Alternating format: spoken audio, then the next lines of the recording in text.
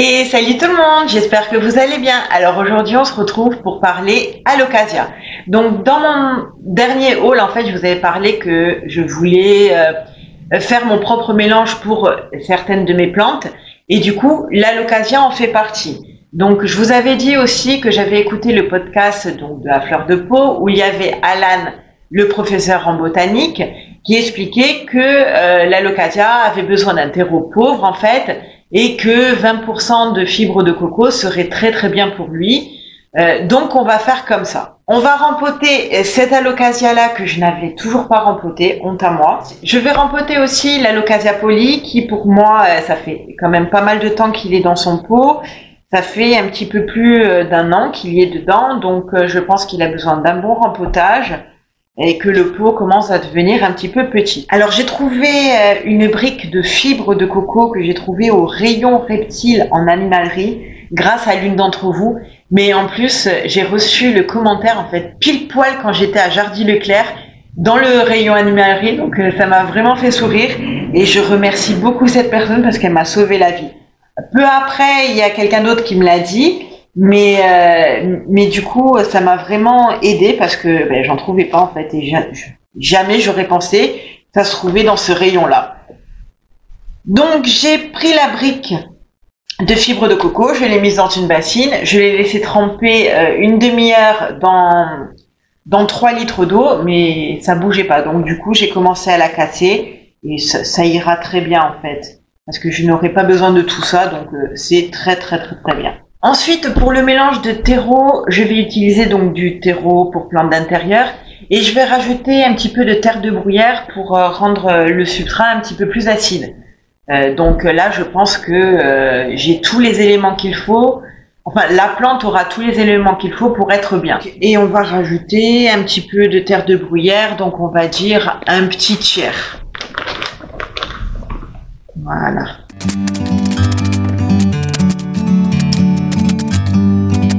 Et maintenant, on va rajouter donc 20% à peu près de fibres de coco. Donc 20%, ça va pas être très évident, je pense. Like a bird on a tree. Ça devrait être pas mal là.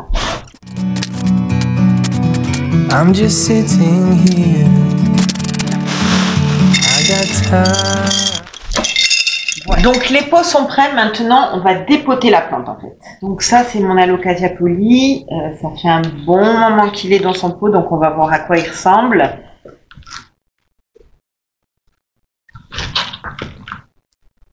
Oh ça va, franchement je pensais à pire. Hein.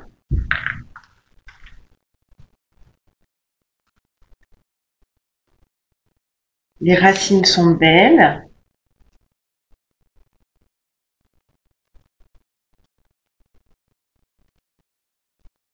Ah voilà, c'est ça que je cherchais. Je cherchais des bulbilles. Donc j'en ai une. Trop bien. Je regarderai après dans le terreau.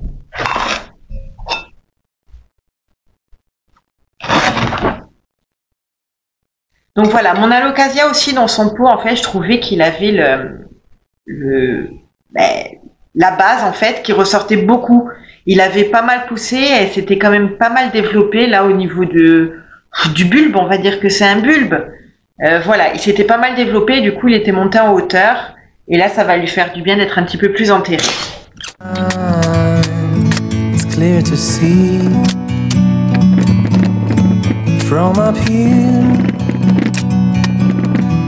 Voilà, là il va être beaucoup mieux, le collet est beaucoup plus enterré, donc ça va être nickel. Et je m'étais acheté une autre Oya, une Oya toute en terre cuite. Je vais en profiter pour la mettre.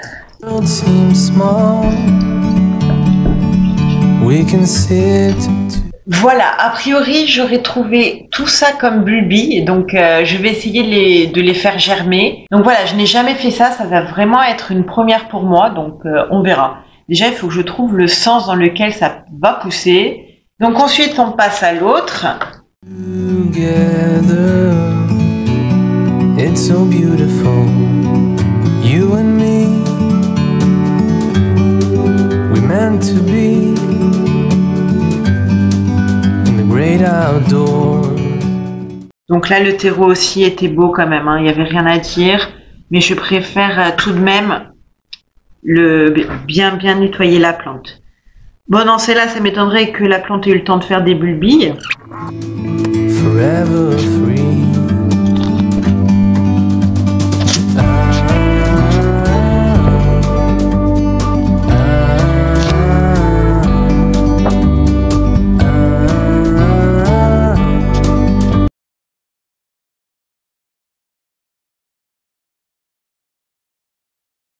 Terbachiana. Sometimes you need to go and take a step back to see the truth around you. Je vais pas insister trop, je vais pas mettre énormément d'eau, puisque là, de toute façon, il y a la fibre de coco qui va garder l'humidité, donc ça va être parfait. Donc pour l'autre, on va commencer par remplir l'œillat.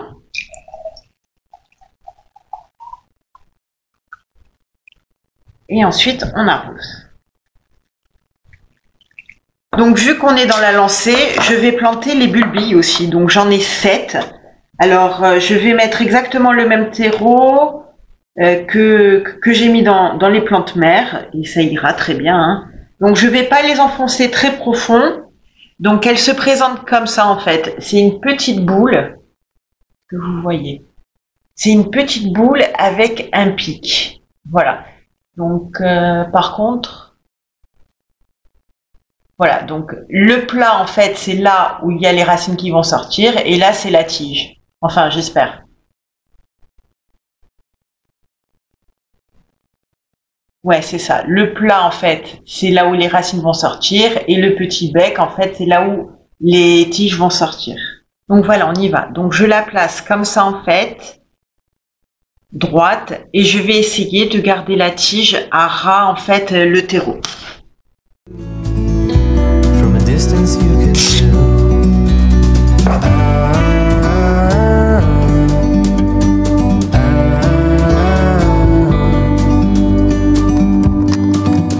You and me were meant to be in the great outdoors. Forever free, you and me, meant to be. Donc vu qu'il faut garder toujours le terreau humide en fait, je vais le mettre dans une boîte en plastique transparente qui va servir de serre. D'abord j'arrose un peu.